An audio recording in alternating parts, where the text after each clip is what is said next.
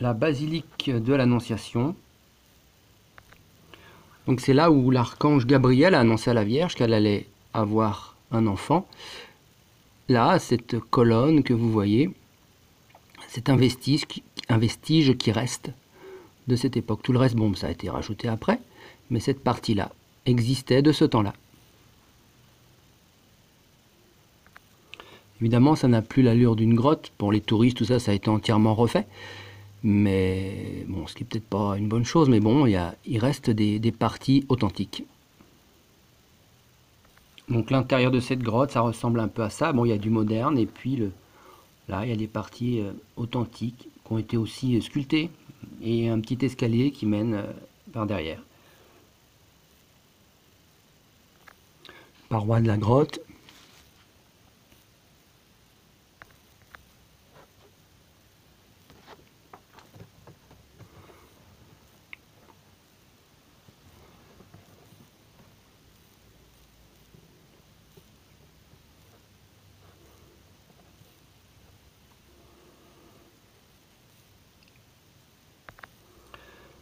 Et voilà l'endroit où a eu lieu l'annonciation, verbum caro hic factum est.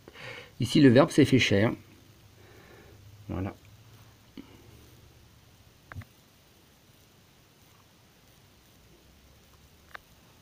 Et notez bien qu'on dit que le verbe s'est fait chair à partir du moment de l'annonciation et pas à partir du moment de la naissance effective. À partir du moment où l'archange Gabriel l'annonce à la Sainte Vierge. Voilà comment est le lieu de l'extérieur. Donc c'est une espèce de cube comme ça, bon, dans un bâtiment avec d'autres murs derrière.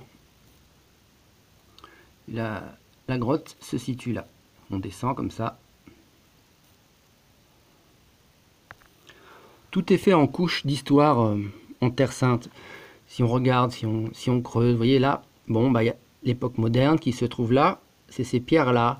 Et on retrouve ces pierres-là qui sont du Moyen-Âge. L'anneau, là, ça date des croisés, ça servait à attacher les chevaux. Donc ça, c'est ancien. Là-haut, c'est récent.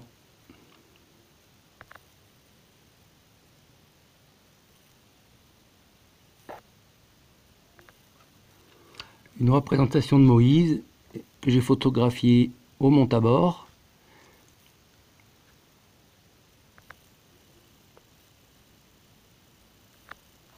Et je termine par la Sainte Famille.